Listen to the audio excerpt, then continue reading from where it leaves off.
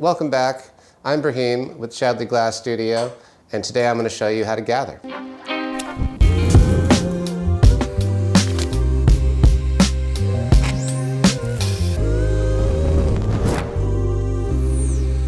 So remember that the front of the rod is the face, and the connection point between your punty, your handle, and the piece that you're working on is your neck.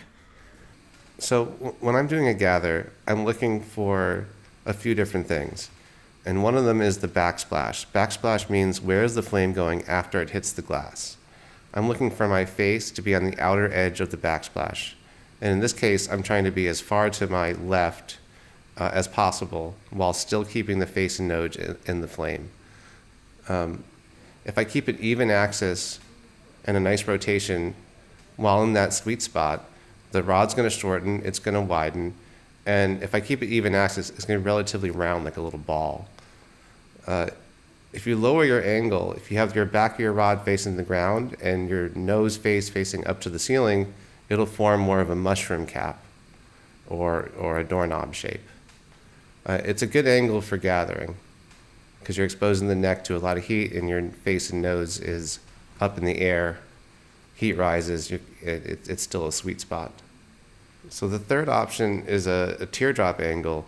You bring up the back of the rod up toward the ceiling and your face down toward the tabletop, and this will elongate the glass. It'll draw it out. It'll reverse that mushroom angle back into a marble, and beyond that into a hot air balloon. That's the one angle you don't want when you're trying to gather. You're looking for the neck to shorten and widen and become part of your mass. And when you teardrop it, it elongates and narrows. Here I'm showing how to keep your axis straight. It's going to flop around on you, especially when you're starting. So when you're starting, you're going to lose your axis occasionally. And it's easy to fix when that happens. You're going to use gravity in your favor. And we're going to put the high side in the air, pause, and let it flop back down to center, like you see me doing here. There's several ways you can do this. You can do this slowly within the flame, pause, rotate, and find your center this way as well. So your paddle is your friend for finding a good shape. If you find that it's oblong, touching the sides, push and using the weight of the rod, not your muscles in rotating. Using heat and a little bit of force from the paddle can allow for fixing shapes or creating shapes. I always tell people, like, if you're working in clay, you can push it around with your hands. You can do something similar with a graphite paddle and a lot of heat from the flame.